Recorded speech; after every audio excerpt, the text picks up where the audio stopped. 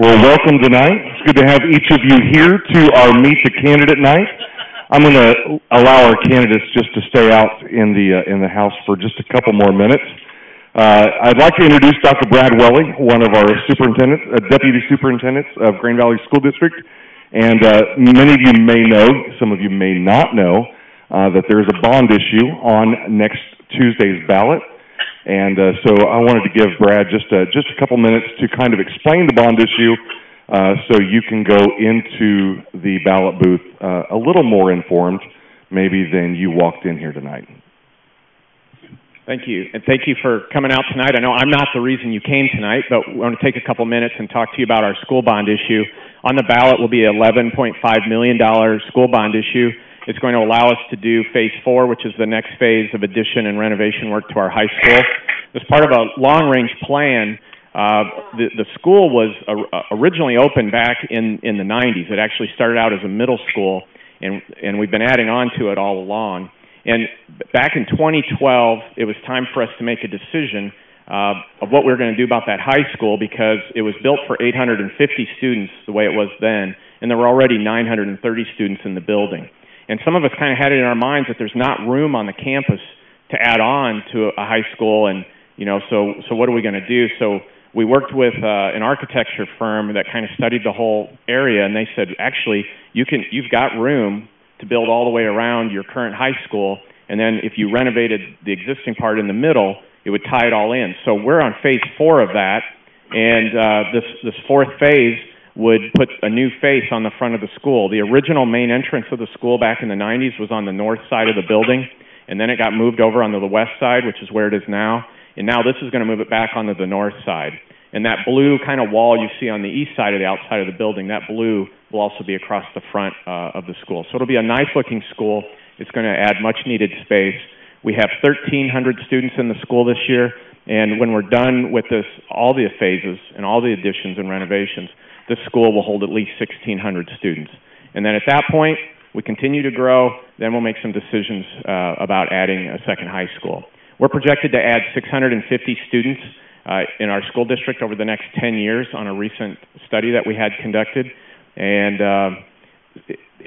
if that holds, that'll be some of the slowest growth actually that we've seen in the last 30 years. So we say that's our projection, but if that does hold true, then it'll be at least that long before we're really seriously talking about a second high school. But of course, if the economy changes and the growth comes back again.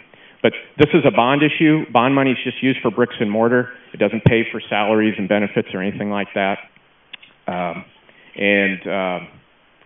other point I wanted to make was, it's a no tax increase. And when we say that it's no tax increase, it's what's important for people to know is that whether the bond issue passes or fails on Tuesday, that's not going to change the debt service levy rate. So we're not asking you to raise the taxes in order to pay for the bonds that we're selling, to borrow the money to pay for the bricks and mortar. So that's why it's called a no tax increase or a no tax impact bond levy issue. So I'm going to be available in the back of the room. I'm going to let you guys transition on into the reason why you're here. But if you have questions for me, I'll be in the back and can help you with that. Thank you. Thanks for coming and helping with that, Brad. I want to invite the candidates to go ahead and come on up and take a seat in front of your name. We're going to give you a chance to introduce yourselves here in just a minute. But I wanted to take a minute and just thank you. What a great crowd here tonight. Thanks for being here. And want to invite you to relax and just kind of enjoy the setting. I want to invite our candidates to do the same as well. I know this has got to be just a little bit nerve-wracking. Okay. Just a little bit nerve-wracking for the candidates behind me tonight, as we have tried to make sure that everyone is aware on Facebook. Tonight is not about grilling candidates. Tonight is a meet the candidate night. So often here in Green Valley, we find that we have a very low turnout for our local elections. And a lot of times the reason we have a low turnout is because people don't know who's running. They've never met the folks that are running, and they don't know anything about the folks that are running, so they have a tendency to just stay home, and then later what do? We gripe because things aren't happening the way we would like for them to go, and people are making decisions for us that we don't know who they are or why they're making those decisions. So tonight is about meeting the people that are going to be on your ballot next Tuesday. I want to encourage you to get out and vote, and just take some time to. We've gotten a lot of great questions, some that we've put together, others that have been turned into us, to hopefully just kind of expose our candidates to you. And so, candidates, I want to invite you to relax and just be yourselves tonight. And by the way, my name is Daryl Jones. I pastor the Crossroads Church here in Grain Valley, and then I'm also the president of the Grain Valley Partnership, which is a partnership of the Chamber of Commerce and the Economic Development Corporation here in Grain Valley. Assisting tonight is our Director of Business Services, Tasha Lindsay, and so we will be asking the questions tonight, and hopefully they will help you to be more informed. I want to invite you to do one thing with me tonight, just to make tonight a little simpler. If you would take your cell phones out and make sure that those are muted so that it does not interrupt the course of the evening. So while we get set up here and get ready, I want to invite our candidates, and we will start over here to the left with JC. And so the first question of the night is just tell us a little bit about yourselves, a little bit about who you are, your place here in Grain Valley, what brings you here tonight. Okay, my name is Stacy Stratton. I am a mom. I have 2 kids that go to school here. We have lived here pretty much their entire lives. They've gone to school here the whole time. I am a small business owner. I've had a business in Blue Springs for 10 years, and I am just looking to find another way to serve in my community. Okay, my name is Dale Arnold. I've lived here since 1986. Moved here with my wife and 2 daughters at that time. Came here to work for the fire department. Recently retired from the fire department due to injury. And during my tenure here, we've been involved in an enormous number of things here with the Grain Valley Optimist, the Focus Club, the Grain Valley Band Parents Association, the Grain Valley Grain Valley Fair. We've helped out with the Board of Boards on that for a number of years. Helped out with the Night Out Against Crime. We've always looked for ways that we could get involved in the community and be a part of what's going on. So that's the reason I'm running, actually, for 2 positions. And for those that might think there's a conflict there, I don't know if they'll ask that as a question later, but we have people who serve more than 1 board currently on the city council, 2 school board members. One did just recently, is working on stepping down. The other, depending on election status, will either continue being a school board member and a city council member after the election in November. So just in my retirement, I have the extra time and want to be still a part of a great organization at CJC and this great community of Grain Valley, and be a part of both in the decisions to go forward in the future to make our homes and communities better. So. Hi, Steve Westerman. Thank you to the partnership for hosting this tonight and inviting us. We appreciate that. I've been in the fire service for 45 years, just recently retired. Started with CJC as a volunteer when I was in high school. I have been in leadership positions from high school all through my life. And just want to continue after retirement, want to be able to continue and serve this area. I have an invested interest in the district. Recently retired as chief after 29 years as being chief. And it's not that I want to run the district, I don't. If I wanted to continue running the district, I wouldn't have retired and kept a salary. But in retirement, we want to be able to serve the district because what's invested is a great deal of growth. It's a great organization. Chief Grote is doing a great job at the moment. I just want to be there to support him and continue on. Thank you. I'm Mike Todd. I'm the current mayor. I am a lifelong resident of Grand Valley, and I say that, I mean, I started living here when I came home from the hospital.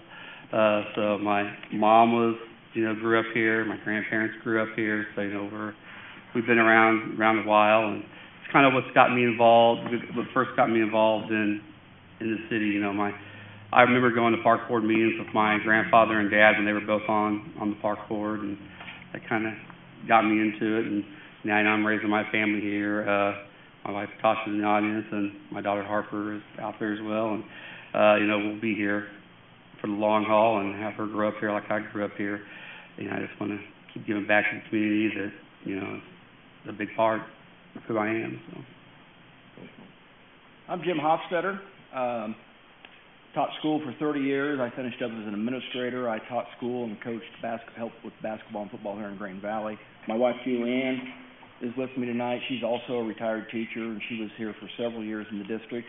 When I was younger, I was very active politically. I participated in several presidential campaigns in college, and then when I first started teaching, as I got older, my life took different turns: head coaching, teaching. I've taught political science, psychology 25 years, been an administrator 5, and now that I'm retired, the last few years, I've had several friends, hey, you need to get involved, and I'm like, just not the right time, and now I don't have an excuse. I've got the time, I'm retired, and I want to give back to the community. My daughter got one of the best educations I could have asked for, and I get a little emotional about that because my wife and I, education is very important to us, and this school district has done so much for my daughter, and I want to give back to the community that helped my daughter so much. Thank you. Thank you to all of you.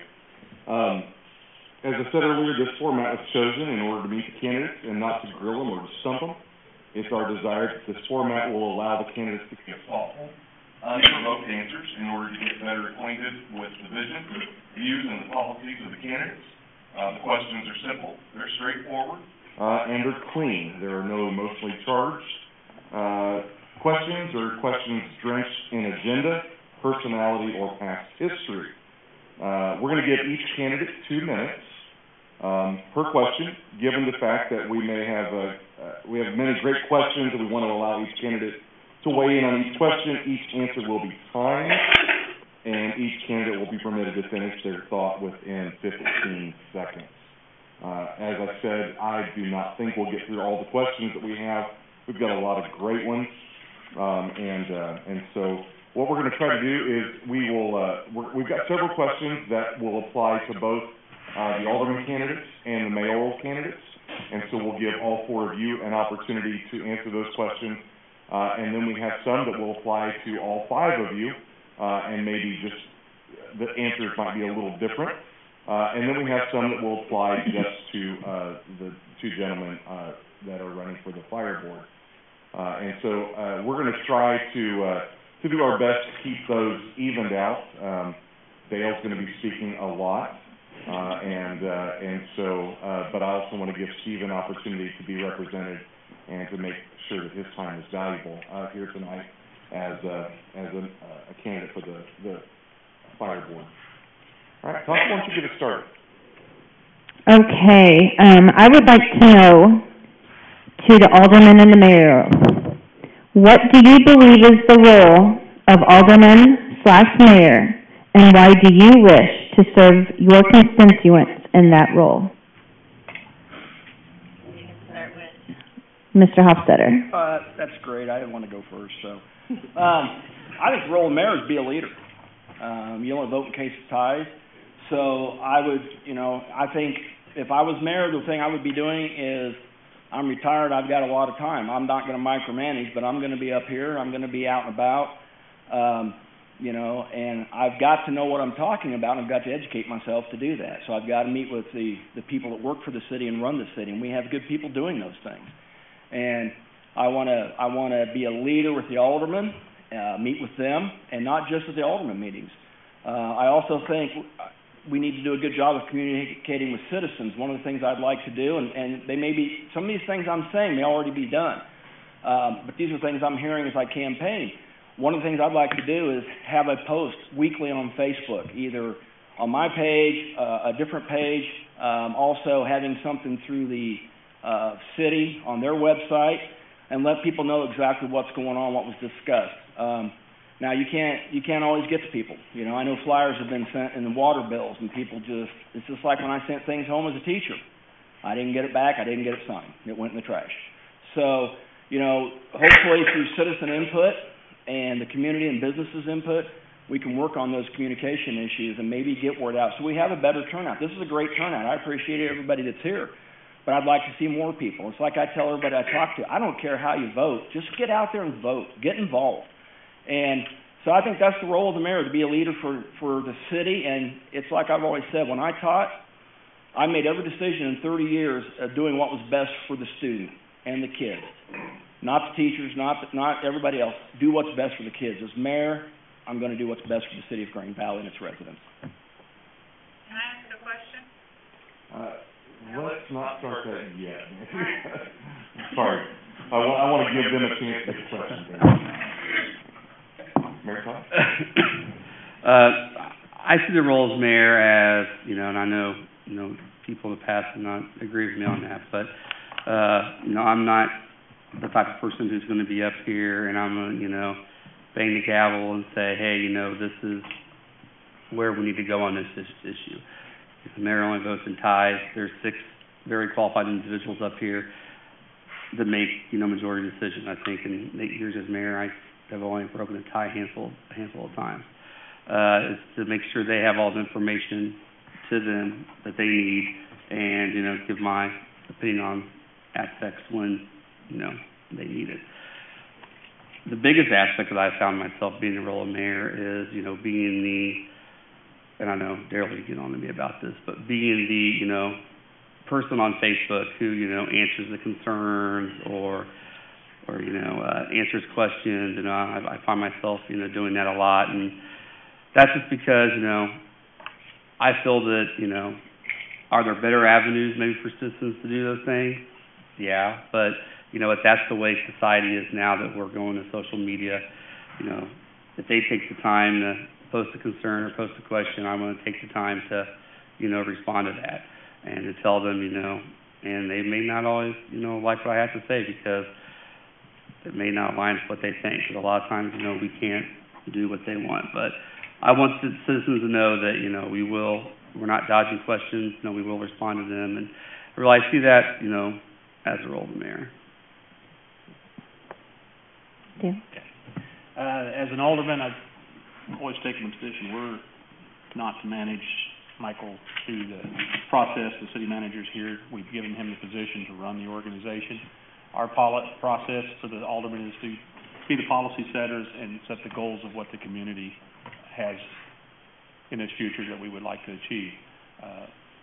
As we work through that process and toward those goals, we'll get involved in some of the aspects of making decisions of where the money should be best spent to go toward that goal.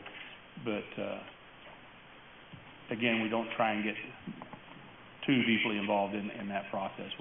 We just set our goals, set our policies and directions we want to go, and then let the system work and hopefully achieve the goals as we've been seeing some of that here recently, and continue to work toward our long-term goals. I believe the role of an alderman would be to be a good listener. I think I'm the voice for you, for representing my ward, and I've been out on foot because I'm wanting to meet people face to face, and I'm learning a lot, and I'm taking notes in case I get elected so that I can come in and have some things to change. Lack of communication is one of the things I'm hearing over and over. So I do think that, first and foremost, I am your voice of representation. What was the second part to that question? Because I know you had a second part. And why do you wish to serve your constituents in this role? I am meeting a lot of really interesting people, and I think that the more people I'm meeting, the more I'm enjoying my community even more. It's really making me like Green Valley a lot better, just getting out and meeting people. It's forced me to step outside of my comfort zone for sure. So, yeah, that would... Thank you. All right, I'm going to ask this question of all 5 of you. Steve, I'm going to give you the opportunity to answer first. But in the area which you are candidating for, what would you say is the biggest problem facing Green Valley that no one talks much about? One of the things that the fire district has been concerned about for the last several years is the potential growth of Green Valley. And we've seen a lot of rooftops, particularly on the north side of town. We've already had discussions when I was chief. We've had discussions with the school district, both Dr. Moss and Dr. Small, about land that is very close on Pink Hill Road. And we've worked out an informal agreement for a new station. And that would be the next location for a station if that growth continues. Putting up the station will be an issue. There will be a bond issue included, much like the school district is running on this one. Probably a no tax increase, but the issue will become staffing the station. In order to keep our service levels for accreditation purposes at the same level that we currently have, it will need to be staffed. And that will be a levy question, because the current budget wouldn't withstand 15 people having gone. So that's probably one of the biggest challenges that we would have. I think I might have a little bit of inside information on this. My husband's a police officer here in town, and they are understaffed, and I don't think a lot of people understand that. We have great officers that are leaving to work in other cities, so I think that's going to need to be addressed. The biggest problem facing Green Valley that's not being talked about? The need for more mercantiles in our community, more businesses, more industry, things that will bring to our tax base that will help cover some of the costs of some of the things like our school, our city operations, the fire district. Those growth and bringing in a business that hires a number of people will bring not only their spending dollars, but the tax dollars and property tax and personal property tax in. That is the life's blood for paying for the services that the fire district and that the school and the city provide. With that growth there, most people don't think about it. The first thing we hear a lot of times is that they would like to have some more sit-down restaurants and so forth. Those are great things, but they provide a certain level of financial support for the community. But it's your bigger industrial and commercial operations that's going to help cover some of the expenses, because that in the end is probably the first thing people think about is what they're paying in their taxes. I hear from them on that they would like to see somehow our taxes go down. Well, when we want so much in our community, it has to be paid for. With progress, it takes time and it takes money. And we've had to go through a lot of progress and growth in a short time, which is what has put us in the position we are with some of our debt. And it makes us this community that we are. So those are some of the areas that people talk about, but they're really not sure what the answer is to fix those. And it's a certain amount of continued growth, but in other areas other than rooftops and residential property, we need to have more businesses that bring sales tax dollars and property taxes back into our community.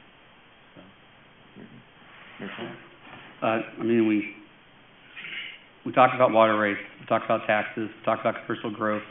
I think the biggest thing we don't talk about that I've been really trying to work on lately is youth engagement within the community. It really came to my attention around Halloween and Christmas, when we're getting reports of people's Halloween decorations and Christmas decorations coming up missing, or people are slashing people's inflatables and things like that. I mean, more times than not, we're finding a lot of that is it's youth that are out at late hours of the night, and we've really been trying to find how do we get the youth engaged where we can curtail those types of things.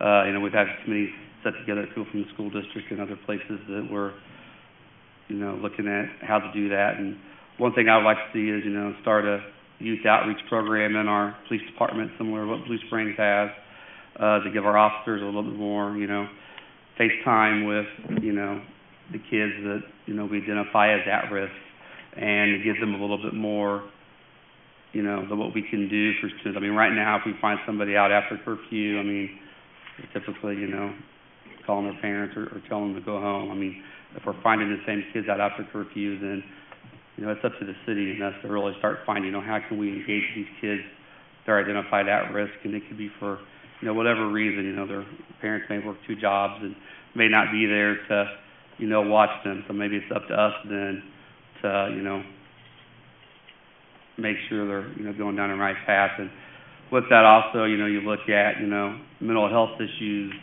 not only with the youth, but with, you know, the adults in our community. It's a growing issue nationwide, and I think it's time, you know, the city has spent a lot of time and resources on, you know, Main Street, the interchange.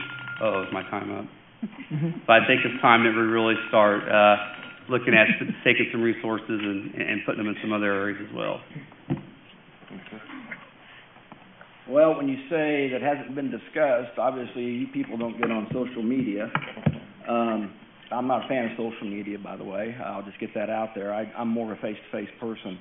But I think Dale hit on something, and what I see, I don't think a lot of people I've talked to campaigning really understand some of the things financially that are going on with our city.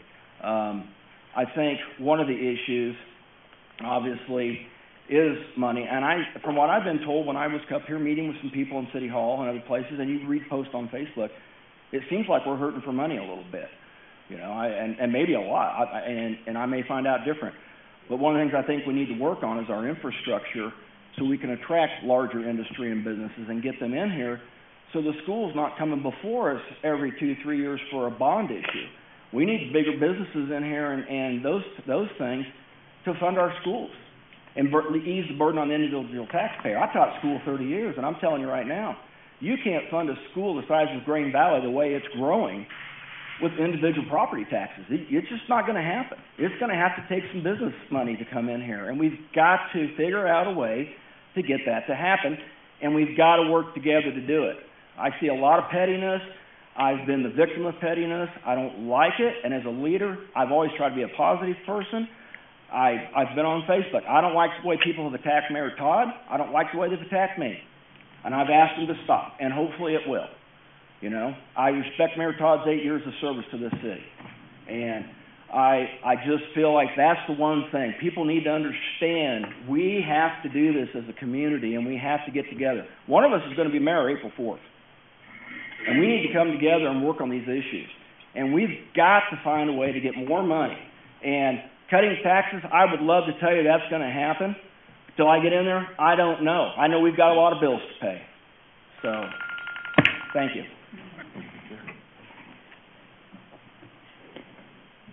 Mayor Todd on that question talked a lot about youth engagement. So my question is, do you feel that the city's sports facilities are adequate for softball, tennis, baseball, basketball, soccer, football, swimming, etc.?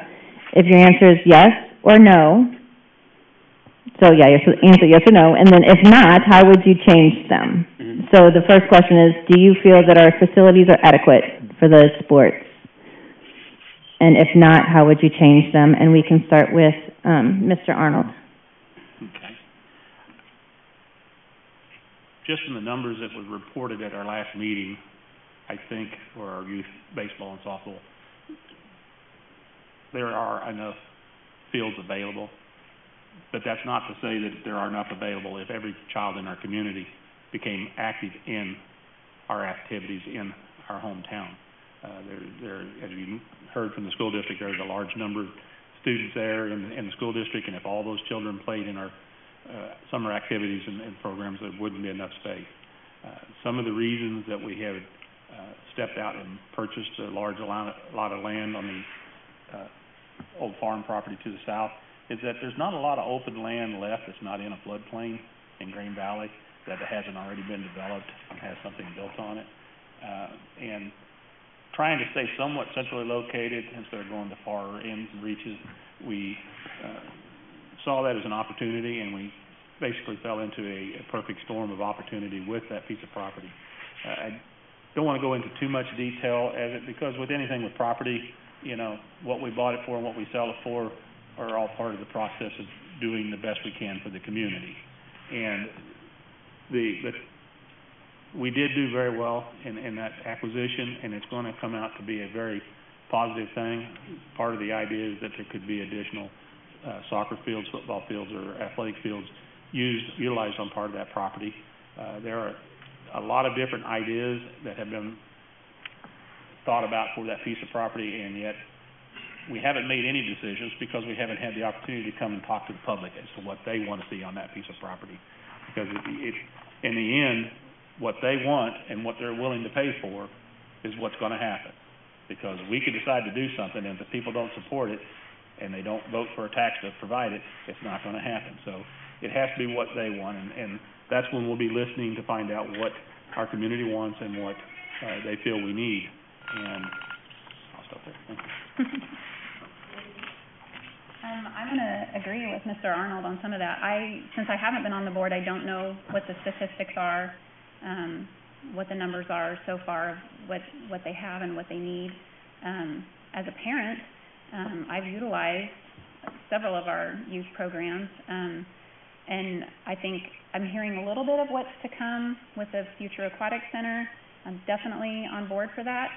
And I just think that anytime you're looking to increase your kids' activities and opportunities in your community, I'm definitely a supporter of that as long as it's what the people are wanting to do. Mr. Hofstadter? Yeah, I'm an old coach, so I want to see kids active. I want to see them out playing, and I think that encourages socialization. It teaches them teamwork. It teaches them a lot of valuable things in life they can use. I had somebody one time, we had 5 kids in our family, and I remember my mom one time, somebody said to her, "How do you afford 5 children?" She said, "You always find money for kids." And I think that's true of cities. I think we always should find money for our kids. One thing I don't know, maybe I'm not aware of this, but are there any outdoor basketball courts in town? Because if there are, and maybe kids don't want to play outside anymore. They rather play in the air conditioning. I don't know. But I've noticed that as an old basketball coach, you drive around town and you don't see that. I was very encouraged last night and the alderman meeting prior to that, Parks and Rec, who I think do an excellent job in town. I think, what was the number, 500 and some kids that are signed up for baseball and softball. That's fantastic. And also, just, they've looked into this and they're doing better background checks on people that are going to be working with our youth. I think that's very necessary. And my daughter's out of it now, but boy, if I had a child in there, I would look at that and say, good job. But yeah, I think we need to find the money to do this thing. Soccer's very popular. It's a sport that you don't need a lot of equipment for. We just need the field. So those are things we need to get with the city leaders. Maybe there's some businesses are willing to, and maybe they already are kicking in. I'm sure they are a little bit, maybe helping or sponsoring teams and things like that. Thank you. Mayor Todd? I guess maybe I'll go against Ukraine here, but I have a daughter who plays softball, and I can tell you that we don't really have enough facilities for the number of kids we have. We have, softball practice on Friday night going till, 7, 8 o'clock, which isn't ideal. And then whenever you have games, there are some times that your games are going till 9 o'clock on a school night. That's not ideal for, second graders to be playing ball that late, but that's, we don't have the number of fields we need. Is that saying that we have the ability right now to go out and build them? No. Monkey Mountain has the room for more fields up there, but they're costly to build. So, I don't know where we'll be on that, and that's something the community will have to discuss if we want to do that. But I can tell you, we do not have enough ball fields as it is, and we don't have an outdoor basketball courts. Big thing I've really been pushing lately, we talked about, is the need for an aquatic center. Grand Valley just added swimming as a sport. They're going to be using the YMCA in Blue Springs. Blue Springs South High School also uses the YMCA for their swim teams. I've never really been in the YMCA there, but I can imagine that 2 high schools trying to use that facility may get a little crowded and a little difficult to use. So I would like to see us, we purchased Snybar Farms property. We have a lot of debt rolling off in 2020. That's why I keep saying, I want us to start planning now for when we do have that debt start rolling off, that we can look at an indoor aquatic center that would be able to be used by the school district for their swim teams. We could use it for year-round swimming activities like water aerobics and things like that. And with that, we'd also add like an outdoor area, splash ground, things like that. So. Perfect. Thank you. All right, I'm going to give three of you a break here and talk to the gentleman running for fire board. And I know this is my first time to do a Meet the Candidate where we've had fire board candidates before us. And so, Dale, I'm going to start with you and Steve. In your opinion, could you describe for us what is the role of the director serving the fire board of CJC?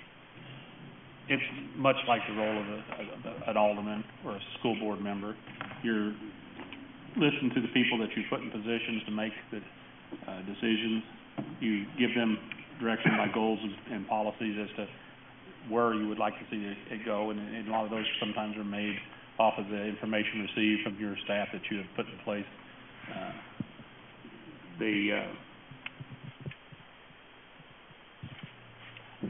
They're there to kind of watch and make sure that the tax dollars that are given to the fire district that are spent well and get the most benefit out of the dollars that are provided from the taxpayers.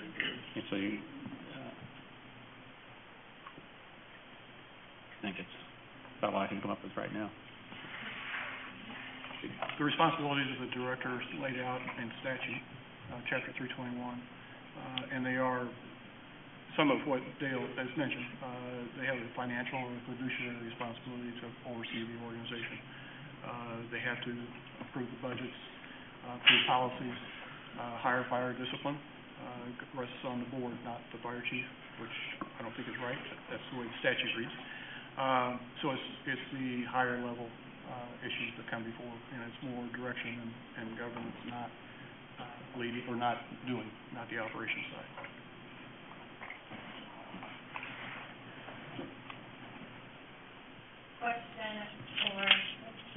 A question for our mayors. What are your ideas, plans to improve our road conditions and concerns in our neighborhood? Mayor Todd?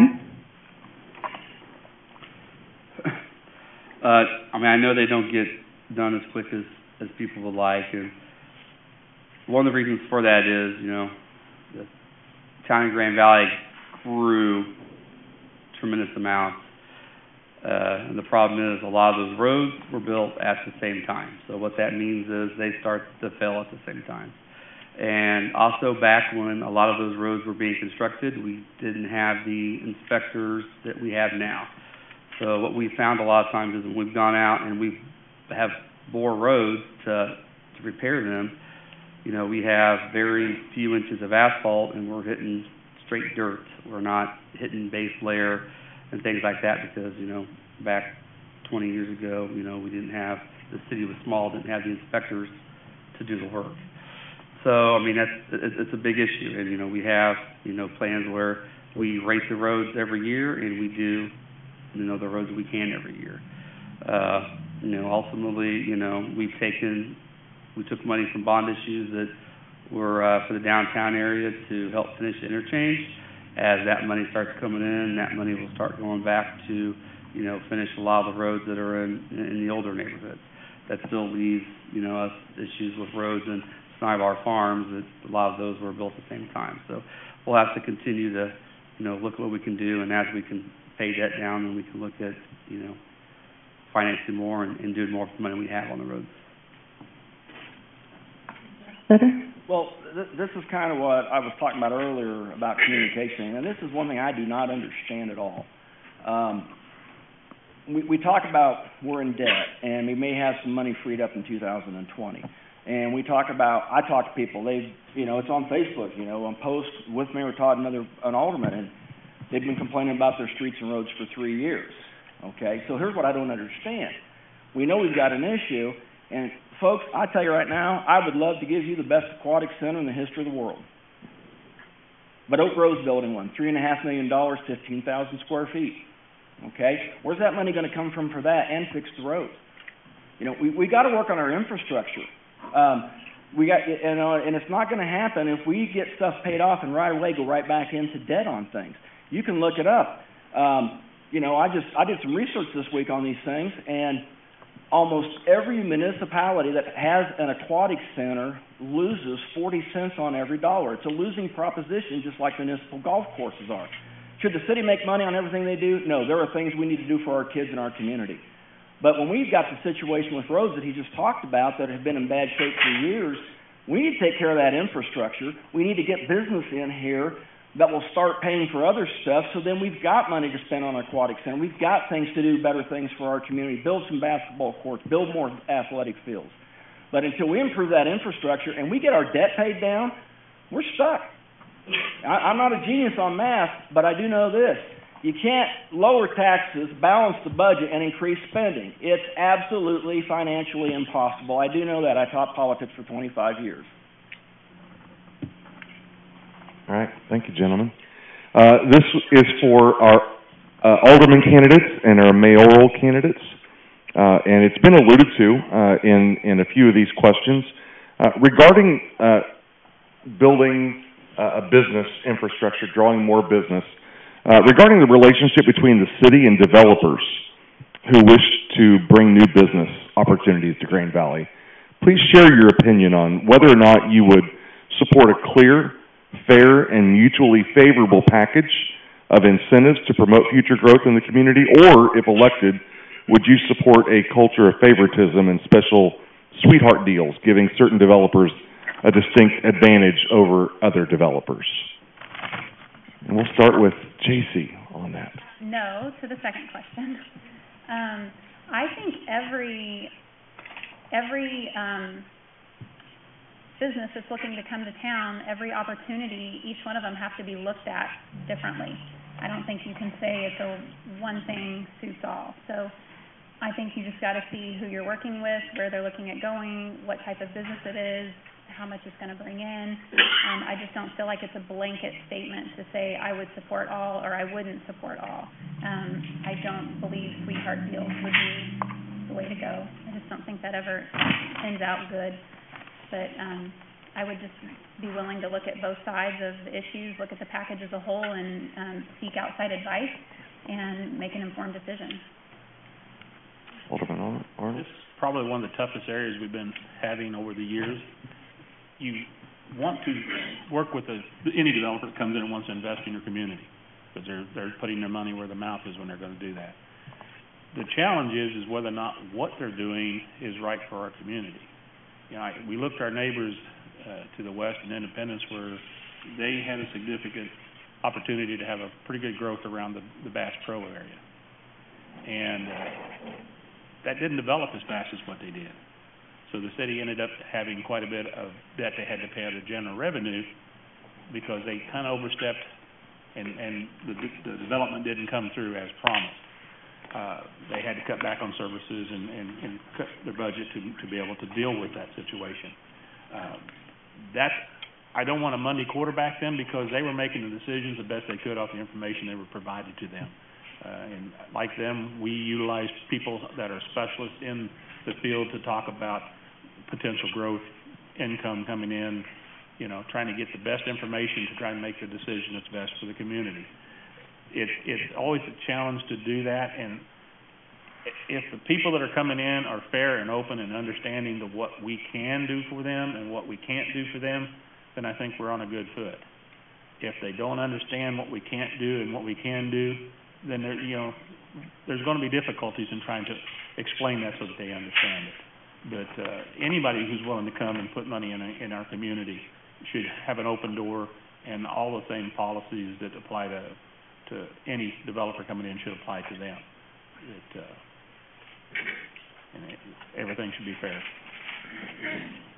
Mr. Hofstadter. I think it's an obvious answer. I mean, everything should be on a level playing field. One of the things I'd like to see us do is maybe small businesses, especially, I know we've got incentive packages for them, maybe take a look at that, maybe rewrite that. If you meet these criteria and you get these incentives, those types of things, work with other established businesses in town and maybe some of the landlords and property owners in town to work on that. You know, that could help us quite a bit, I think, and get input from the economic development. You know, as far as developers, I'm just going to say this, it's been out there. A lot of people have accused me of being in the pocket of a prominent developer in town because I coach football with his son. I resent that more than you will ever know. Tony and I are friends. We have been, and we will continue to be friends. But I will tell you this. I had more than wards offer me money for my campaign. I have taken not a dime from anybody. My wife and I paid for my entire campaign, and quite frankly, you don't see more signs up because I'm out of money. And I'm not going to be anybody's person. You know, that's just not me. I don't operate that way. I never have. And I want a level playing field for everybody, you know. And right now, I can't make a decision on any developer because I'm not on the inside. I'm not seeing what they're presenting. And, you know, once I take a look at those things with the Board of Aldermen, then I can sit with the Board of Aldermen and listen to their views and then, you know, listen to what they have to say in their decision. If they ask input, I'll give it. But, you know, as far as saying we should favor one developer or another, no. I will say this. I will say this. I am not a fan of TIFs. TIFs were started in 1952 in California for the purpose of urban renewal and taking care of urban blight. They've gotten way out of hand. California has almost stopped them virtually after their crisis in 2010. I think sometimes they hurt the community more than they help them. Now, if it's necessary, that's what we got to do. That's what we got to do. Sometimes you got to sleep with the devil. You know, I don't like it, but we may have to do that. But I will tell you, I will go on record saying I'm not a fan of TIFs. I will tell you just about every developer that hears me say that's not going to be happy to hear that. But the growth potential for this town is immense.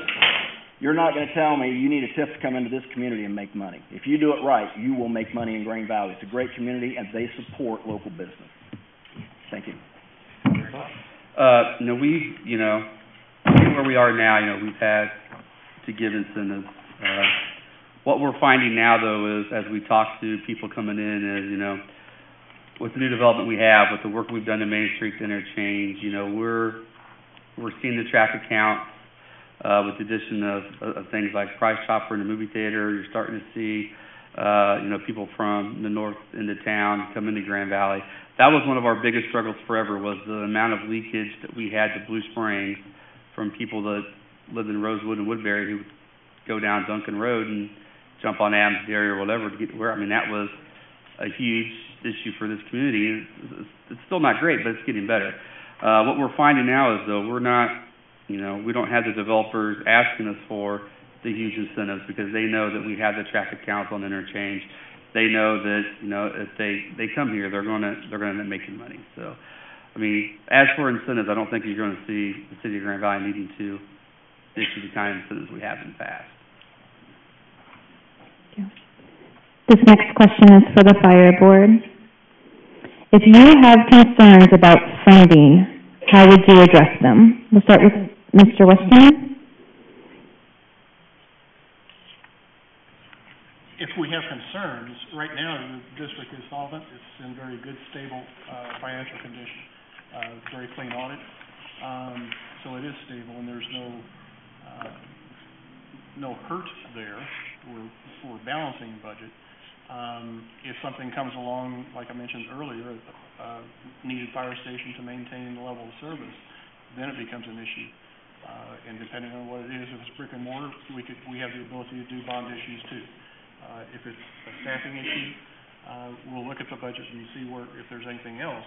But typically, when you hire 15 people, you're not able to, rob Peter to pay Paul out of a budget in order to hire that many people. Yeah. And funding for personnel is your biggest portion of your budget in any organization or operation. So with the potential of an additional fire station out here with personnel, that funding issue would be something that would need to be planned for and determine how that goal would be best reached through either a levy increase or, there are grants and funding to help you in an interim through the SAFER grant through the federal government. I don't know if our organization and its health and size would qualify for that, but things like that could help you in the interim while you work to find other ways to bring that down. I know the district has sales tax that helps with that, which is a great addition to the funding mechanism because more people are paying that other than just those that are property owners. And tax money that comes in from the sales tax rolls back half of whatever that sales tax is off the property owners so that they have a little better relief from paying all the taxes for all the fire service protection in the area. So there are a number of different ways that funding can be brought in. And I know with the fire district sometimes we're a little more limited because of the statutes that we have of what we can and can't do. So, but funding is always an issue, and as long as the organization continues to be prudent with the money as they have in the past, we won't see, I think, a big issue. The service is good, and the firefighters do a great job providing that service, so that the support has always been there. Thank you. All right, for our mayoral candidates and alderman candidates, and we'll start with Mayor Todd, and then Mr. Hofstetter, then we'll do Dale and J.C. Green Valley is one of the most supportive communities around as it relates to senior citizens. Some of our senior citizen benefits are offered at the expense of other citizens. For example, seniors receive free fitness membership to a community center that operates in the red. They also receive a discount in their water and sewer bills of about $18 a month. How would you maintain a balance between being senior-friendly and recognizing that young families struggle just as much as seniors? I mean, and I've come out and said this, I'm not going to be for, removing the senior discount on the water bill. It breaks down to, not very much a year for me to have to offer that to the seniors. So I'm not going to take that away. And the same with, the community center. I mean, we have, we actually have a health tax that we, moved to the community center budget to help pay for those memberships. And I would not be in favor of that as well. And, and if we built a new aquatic center and we could have, things such as aerobics, again, I would continue to offer those at no charge to the seniors as well. I mean, I can just remember back to, when my grandparents were still around and they lived here, they went around from the community center, but they looked forward to those things.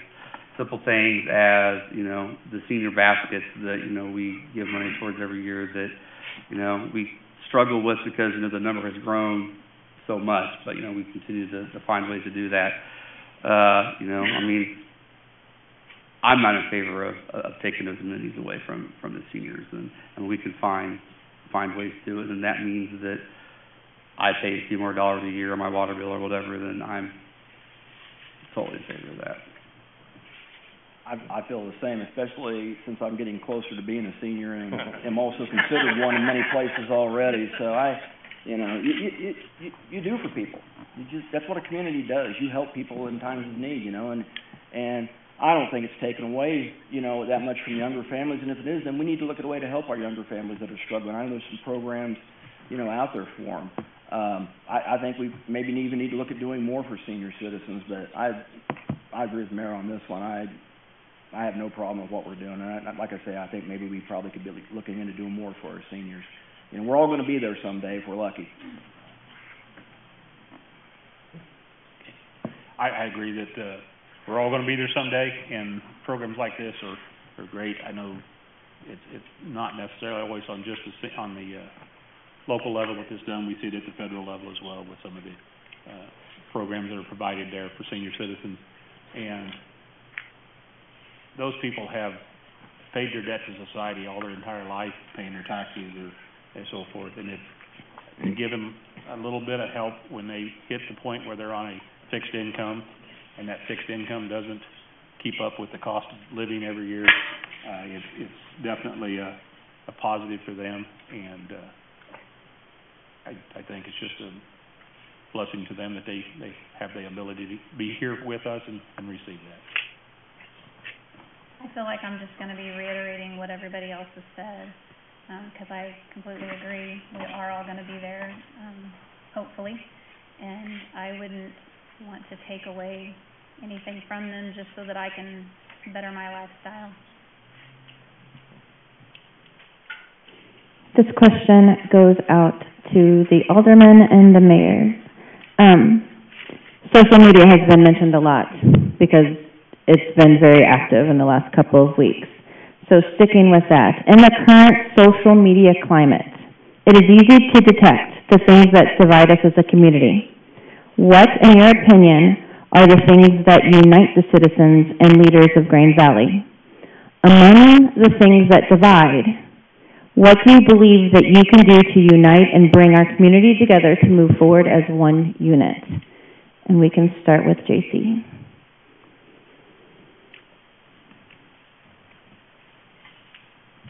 I really hate Facebook right now. It's disappointing, the division that we're seeing, and I've, on purpose, kept myself off of there for the campaign purpose. I think Facebook has, and all social media, I think it has some good that it can do, and I think it can really divide people. I think some things that unite us, I think we need to get off of our computers and get out in public and get together as communities and do more things face to face. I think it's really sad.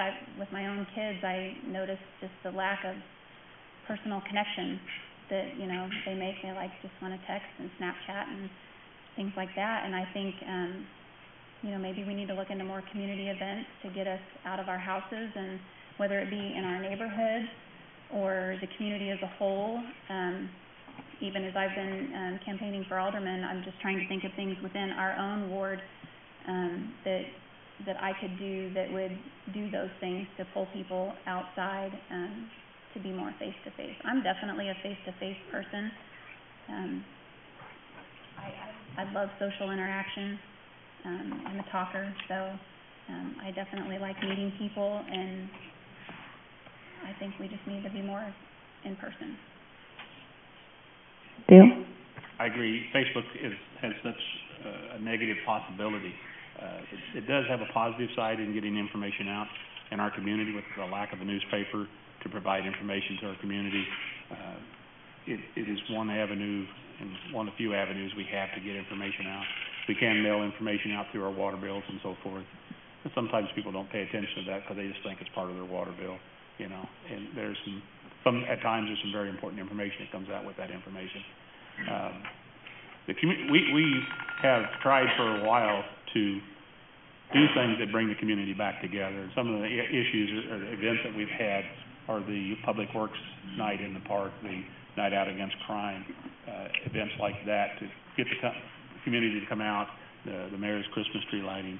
You know, all these things are community related. The Grain Valley Fair, I know that we have worked hard, and the mayor has put a lot of effort into trying to see our fair grow so that our community can get more involved in that.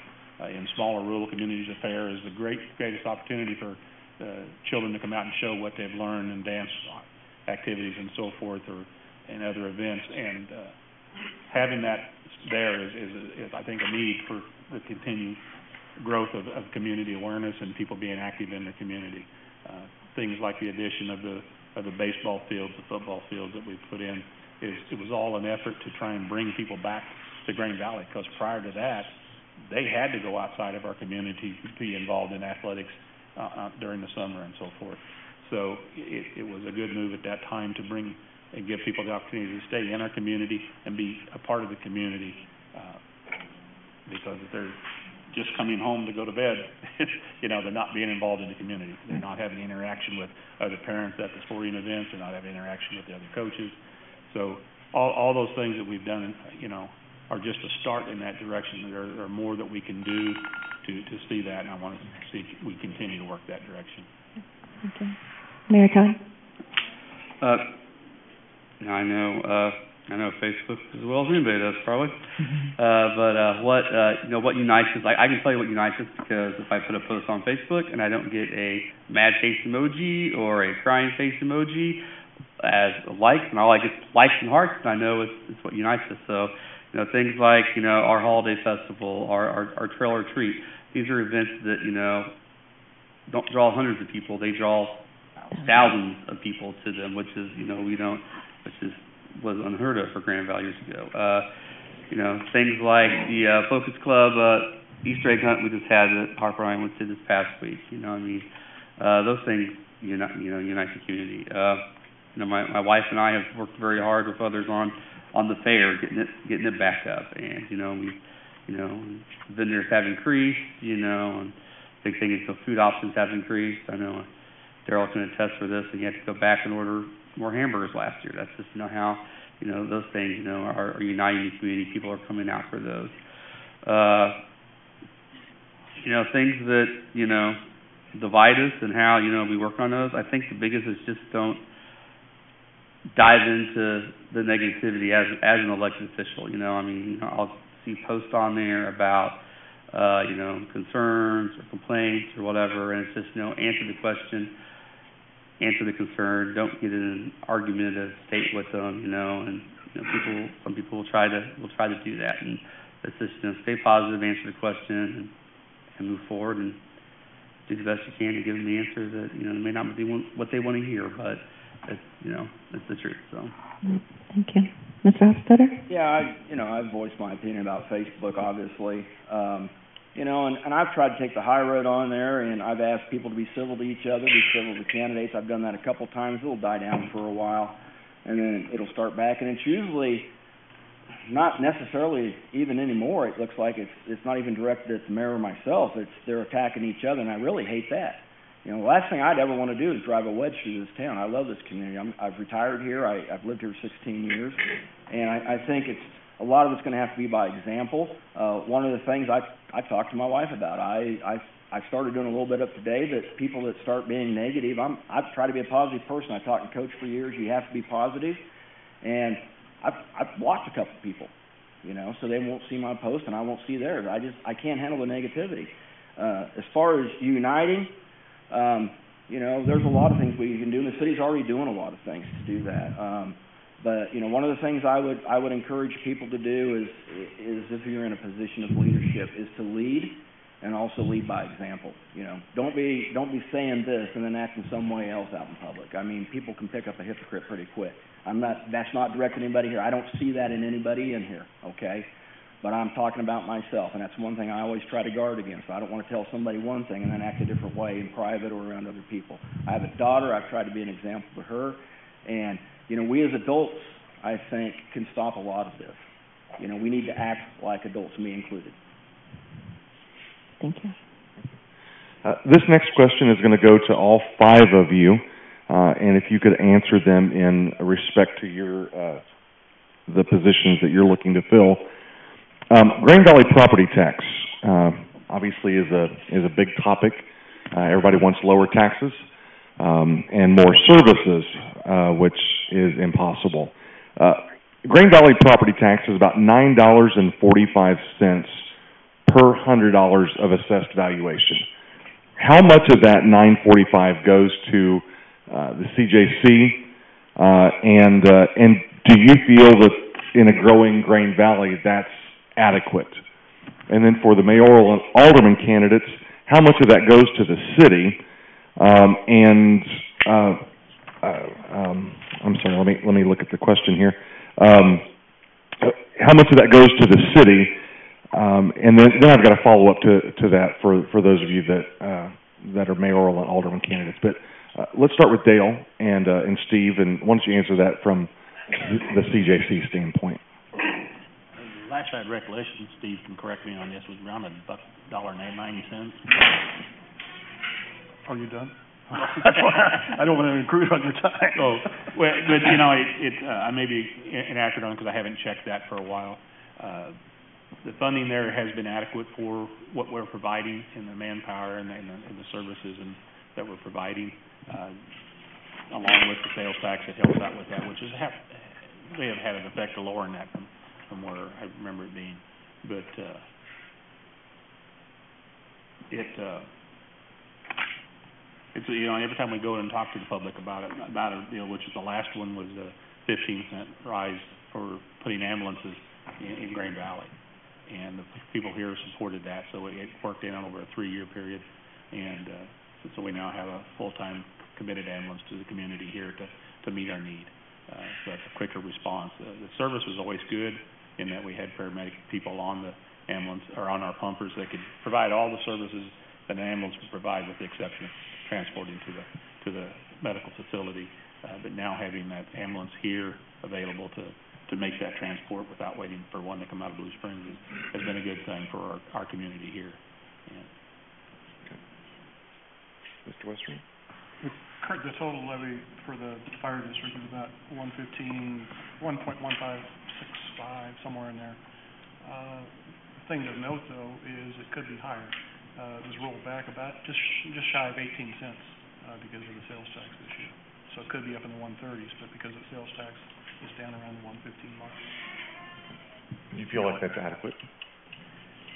Like the discussions that have gone on earlier, no, the more commercial we get, the better it is for all of the political subdivisions. That's where the real money is. It's not in the rooftops. So the more we can promote economic development and build that up, allows all of us, no matter what position you're after, in order to increase the service levels or maintain the service levels, whichever, in your political subdivision. And that is about 12% of that 945 goes to the fire district, and so it's about $1.15, $1.16. Yes. $1.16. Jim, as far as the city goes, of that 945, what part of that 945 goes to the city? You'd have to ask my wife. She pays our bills. I'll be honest with you. I don't have that broke down. That's why we're not in debt, because she does handle our bills. I'm sure Mayor Todd knows the number. He's been mayor for 8 years, and I'm sure he knows it. And I will defer to him on that. As far as figuring out how to use that money to its best effect, I think it's all like we've already talked about. It's a matter of increasing some of our revenue through increasing businesses and industry and stuff. And I don't mean to be flippant about it. I just, I don't have my tax bill in front of me. I look at it every year. I understand where it's going. I don't have it sitting in front of me, so I couldn't tell you. Mayor Todd? $1.72. Yeah, $1.72, $1.73. Yeah, we $1.72, and I mean this is the kind of the misleading point here. We talk about debt. Is of that $1.72, $1 of it goes to pay debt service. So which means our actual service levy is only 72 cents, which when you look at, we always get compared to the Blue Springs and the Lee Summits.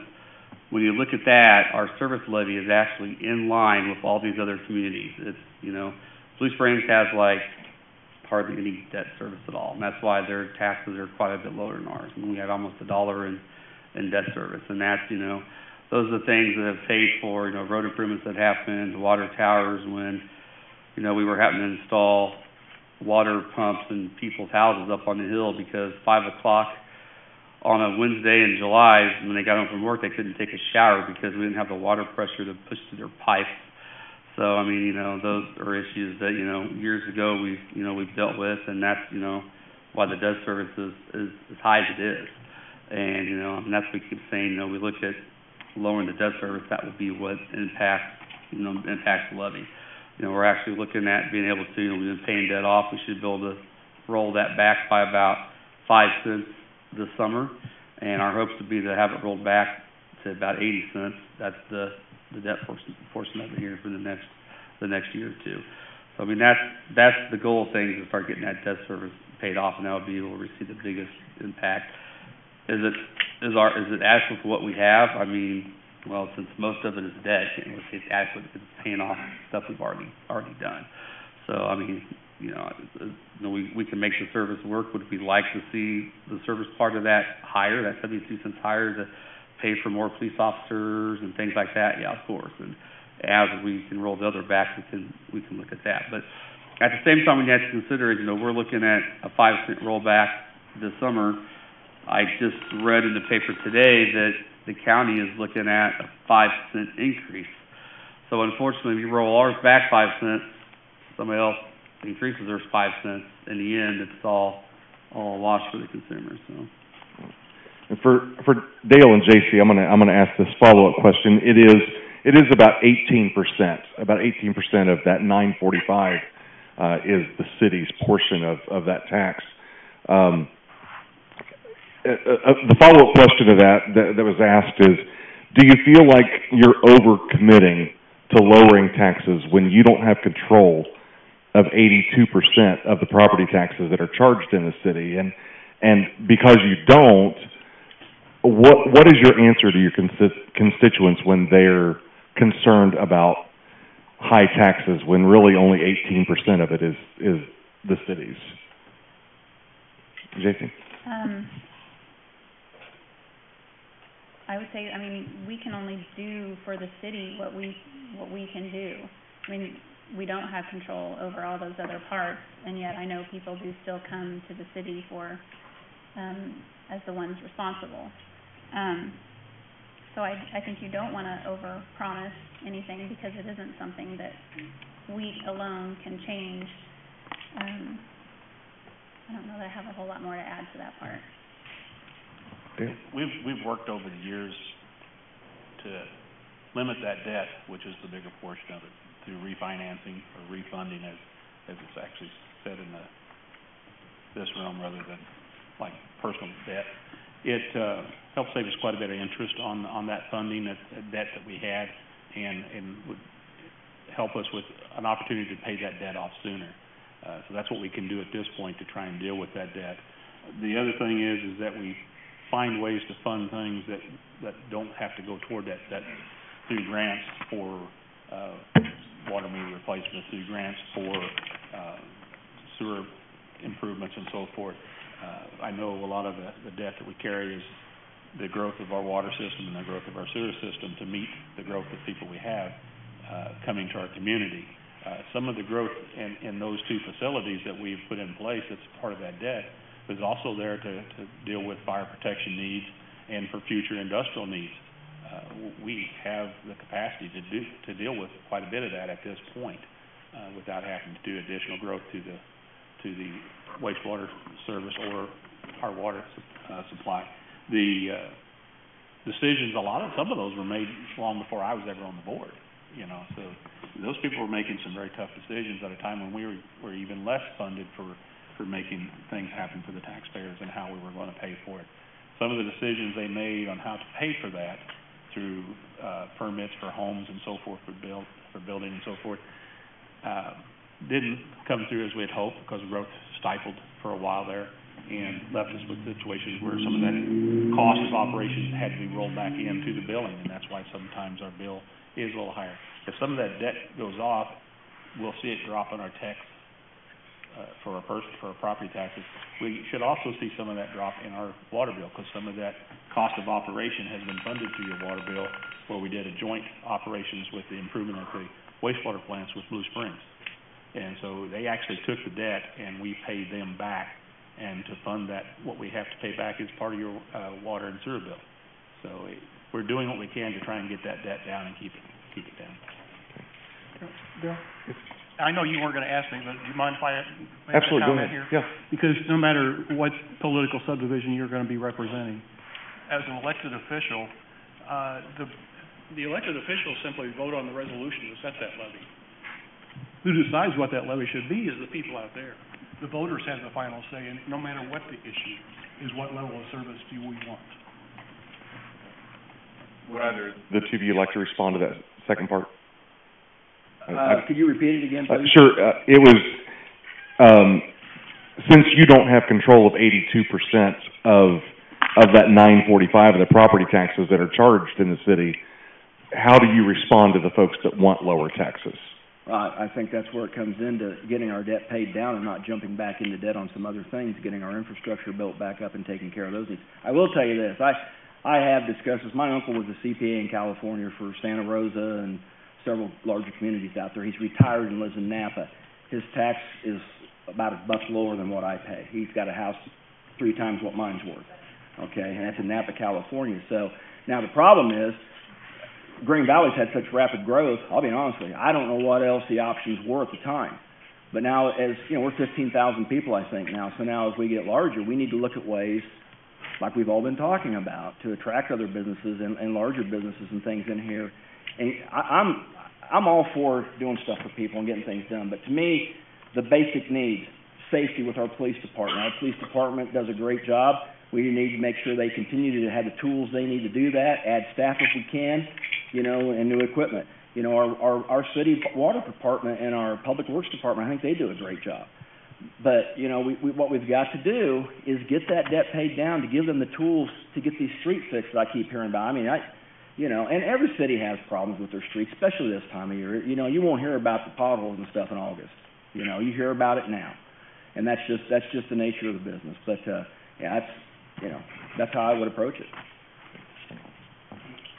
I think kind of like how I, you know, referred to about, you know, we're looking at the 5-cent drop in the debt, and then, you know, another tax entity is looking at, you know, an increase of 5 cents. I mean, I think the biggest thing is just, you know, to educate the community, because, you know, like Mr. Westman said, you know, ultimately it is the community that makes those decisions on, you know, if these jurisdictions are going to raise these taxes.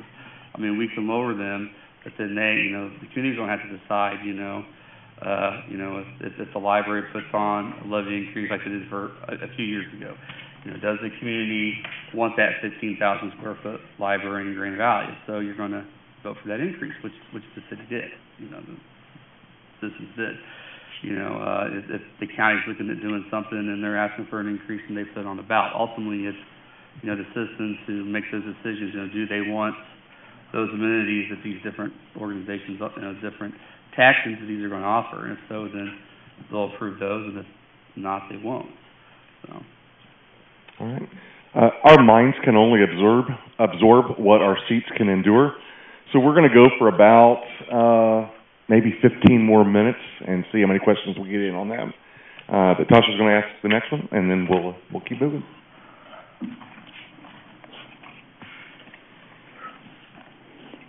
We're talking a lot about commercial, bringing in commercial. So this question is, what's more important for our city right now?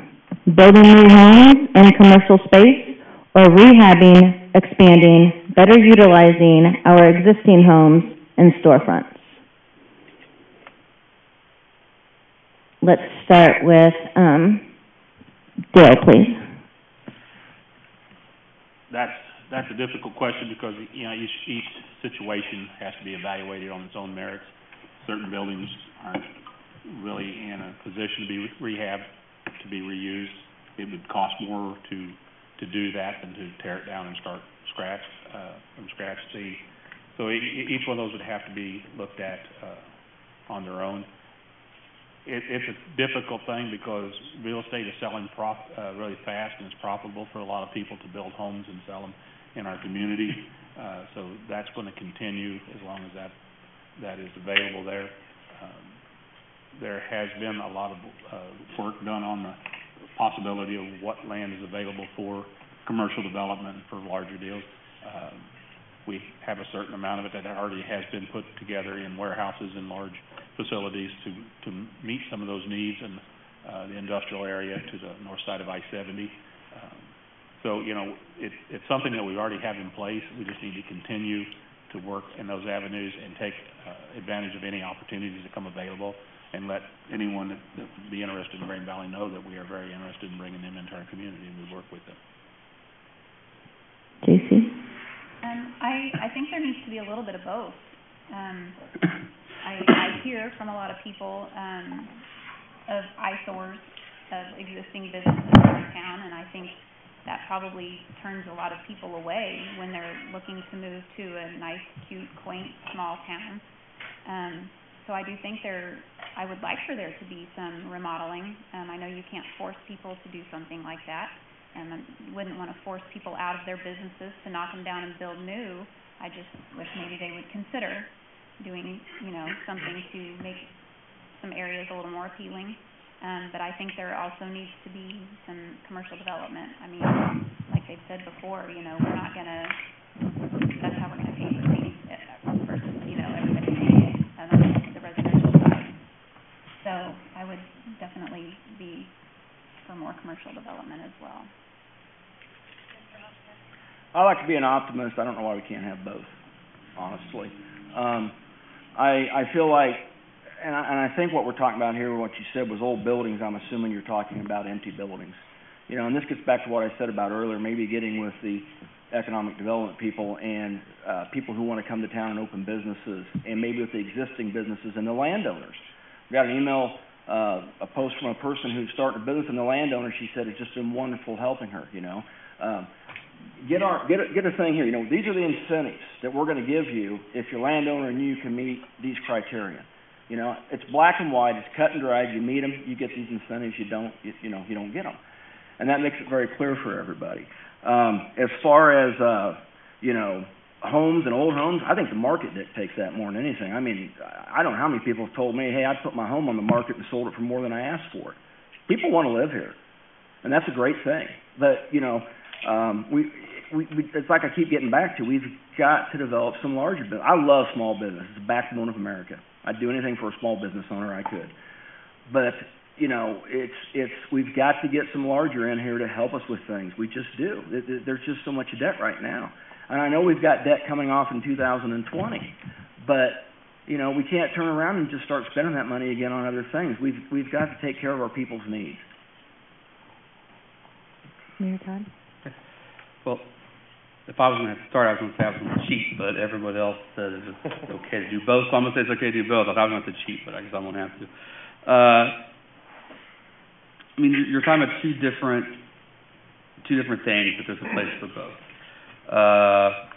I'll use this for an example. If we have, fast food restaurants looking at town, which we do, they're going to need a new building. There's not going to be an existing building for a Taco Bell that's going to work for a Taco Bell. They're going to build a building. On the flip side of that, when you talk about the new Mexican restaurant we have coming downtown, they're a small business owner. They're not going to build a new building on the interchange. They're going to take up an existing storefront downtown, which is what they're doing. So there's a place for both of them. When we start looking at houses, again, there's a place for both of them. We have houses that are older that are selling quick. We also have people building new houses. Last Monday, we had over 40 single-family house permits pulled in one day.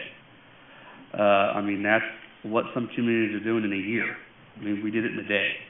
So, we're, seeing growth on both ends, on new people moving into town wanting older houses and new people moving into town wanting newer houses. And kind of going back to, the small business aspect of it, Tasha probably hates me because I just emailed you one today of a lady who contacted me, and, she would be looking for a more existing building, a smaller building. That's the types of things we have to do, when we have someone, and she had no clue really where to start, so we email you and get that process started, but she would be one that wouldn't be moving into a new building on the interchange or what she'd be moving into an existing building. So we really need to have to work with both. Okay. All right. For all five of you, we're going to give you a break here from direct questions and let you dream a little bit and campaign a little bit. What three things would you like to see accomplished in the next 2 years as alderman and mayor, and then I think fire board 6 years, right? 6-year term? What three things would you like to see accomplished in the next term if you're elected or reelected? Mr. Westerman, we'll start with you. We've already mentioned the 6th station, and if you're going to get 40 permits in a day and continue that process, that station's going to come a little quicker than the next 5 years. But that would probably be the main one thing. Another thing is maintaining accreditation. Out of 33,000 departments in the country, there are about 240 or so that are accredited. CJC is one of those. The reputation that we have, not only in the region, but in the state and even to some things on a national level, have been very worthy as far as getting grants, getting new processes, getting in on new practices. So like that accreditation has paid off in dividends in many, many ways. That's two. I can't think of a third one at the moment. The fire station would be one that would be a priority to see that come to fruition. The need in our community is going to continue to grow, and the north part of our district is served out of a station out of Blue Springs from Adams Dairy Parkway, and so the response time is still pretty good. But as we grow and the call load grows, it will become difficult for that station to still cover us, and now you're looking at a unit coming from a farther distance.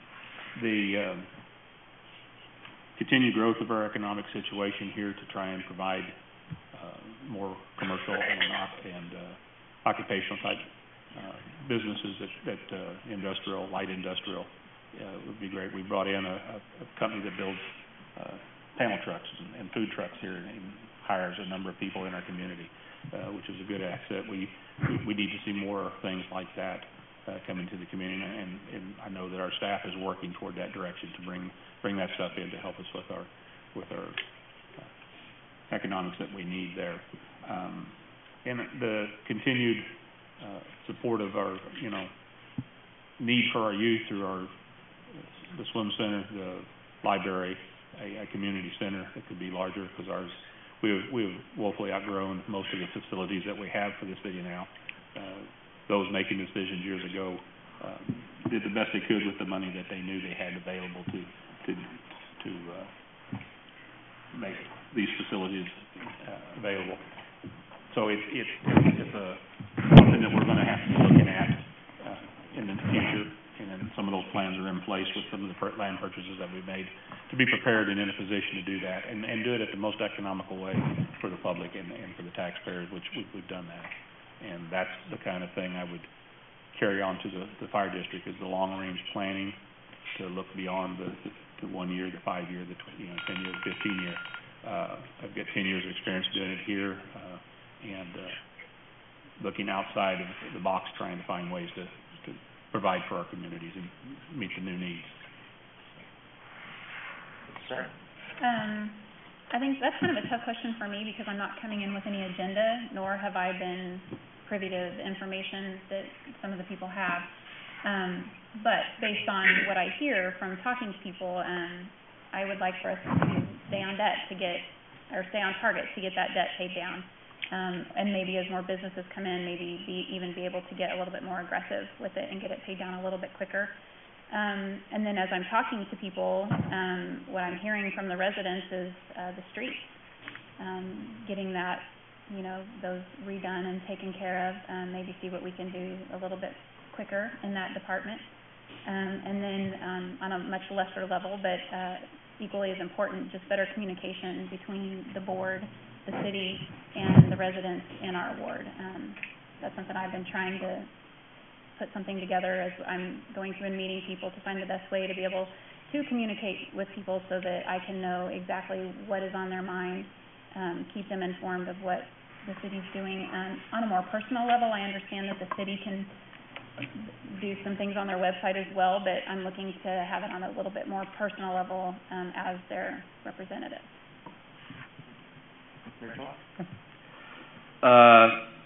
Number one is, I talked about earlier, the youth engagement. I want to continue working towards that, accomplish that, adding the youth outreach unit to the police department, bringing on more officers to assist with that.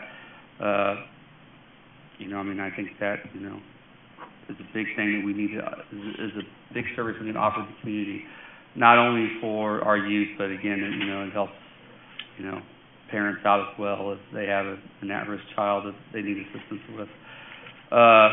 Second thing is, we've improved Main Street, we've improved interchange. We've started to see some businesses come in and to continue to push to get those businesses to come to Grand Valley. Nothing tickles me more than to go to Price Chopper and to see people wearing Odessa clothes and Oak Grove clothes and Port Osage clothes, because I know that means they're coming from other communities and they're spending their money in Grand Valley, and we're starting to collect that tax revenue from those individuals. And you're talking to people at Price Chopper. That store is on certain weeks, per square foot, it's outperforming the new Blue Springs store. It's doing ridiculous business there, and the majority of it, they tell me it's not necessarily Grand Valley residents. We're seeing residents from other communities come here. So that's what we need to do more of that. We need to get other businesses to where it's not just our residents shouldering that tax burden. And the final one, I want to make sure to give a difference between the two of those so everybody knows, would be the aquatic center. I feel that, you know, it is a need for the community. I don't want to say it, but we probably outgrew that pool today. We opened it. I mean, it was just, you know, we were growing so fast at the time that, you know, they built it, you know, and by the time it was built, I think it was probably too big or too small. So I think that's important to offer that, and, you know, the fact that the school district has a swim team is just more important, you know, more important to have those kids be able to practice here and not be at a crowded YMCA in Blue Springs. So, Mr. Hoffman. I'd like to see things become more transparent. I will be honest with you. I was called up here when I decided to run. I talked to some people in City Hall. I was told our bonding capacity was almost non-existent. I was also led to believe that was going to be the case for quite some time. And then I see on Facebook we're going to get a 5% rollback perhaps, and then I see in 2020 there's going to be money available. So that's great. I think that's wonderful. The Aquatic Center, you need to understand, I'm all for it. But I think there's some other things that need to be done first. And, you know, in a perfect world, it's always wants versus needs. It's the same way in your household with your children, your budget, it's wants versus needs. And I think what we need right now is to improve our infrastructure, get these businesses in here, and then we will have tax money to do the things we want to do with. You know, we need to pay down that debt as rapidly as possible to ease the burden on the individual citizens, you know, and then we can get our water park, we can get our courts and all those things. And we can give our employees of the city the tools they need to do their job effectively and safely. You know, and I would just say this, you know, I think Price Chopper's great. I'm glad we have it, but I just wish they were paying property taxes because they're not. They have a TIF, and that hurts our school. And I think people know I'm very passionate about our school system, and that takes money away from the city. It takes money away from our school district, and we have another bond issue coming up. And that's one of the reasons I'm not a fan of TIFs. Maybe we had to give that to get them in here. I don't know. I wasn't privy to the conversation. It's very difficult to get information about that particular issue. I've called some people. So, you know, maybe if I get elected, I'll find out I'm totally wrong. But I do know they have a TIF, and I do know when you have a TIF, you don't pay property taxes. Final question, and we're going to try to end on a very positive note from each of you. What's your favorite place to take a visiting friend or relative in Green Valley? We can start with JC. I would say my church. I'm there quite a bit, doing things with the youth group, the ladies group. And whenever I'm bringing friends into town, that's probably the first place I invite them to go. Dale? I like to take them to our local parks to sit down and have a little picnic lunch. You know, it's a great opportunity to just be outside, enjoy the atmosphere, and let the kids play. Steve? It's a little unfair. I live in the fire district. I don't live in Green Valley. Oh, that's you. But one of the things that as a youth and as I grew up, one of the things I remember most is going up on Monkey Mountain Road, which I think of it as part of Green Valley. It's my favorite place. Mayor Todd. I'm going to cheat, and I'm going to go to the event just because my wife and I work so hard on it. That's because that's the Grand Valley Fair, and part of that is just because, you know, to see what crazy bands I happen to book that year. I always like to throw one in there, you know, like the Tom Petty cover band, or this year a Leonard Skinner cover band. So, you know, I always like to get people to come to that. And I think that's the only time, my wife will correct me wrong, the only time a couple of my aunts probably ever come to town. And it's probably a good thing that they only come to town on those nights, because it would probably be all over Facebook how crazy my aunts are if not. So, yeah, so that's one of our favorite things to do. I try to be honest with everybody, so I got to tell you the truth. My wife and I like to go to a lot of places in Green Valley, but my favorite place is my garage with my friends. And I'll tell anybody that meets me and gets to know me through this campaign on Facebook, and my wife's going to have a cow when I say this, but I tell everybody, if my garage door is open, come on in. And we sit there and we socialize, we talk about things, we watch basketball games, football, and I'm just a social person, and I enjoy it, and I can do that because I know I'm safe in Green Valley. Can we give them all a hand?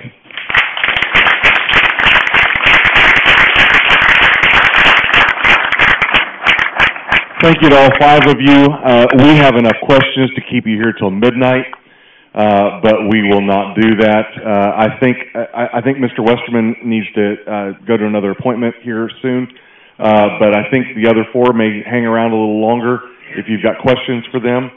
But thank you for being here and for being a nice, quiet, friendly, smiling audience. And whatever you do, get out and vote next Tuesday. I think the girl deserves a big hand put it on. God bless you guys.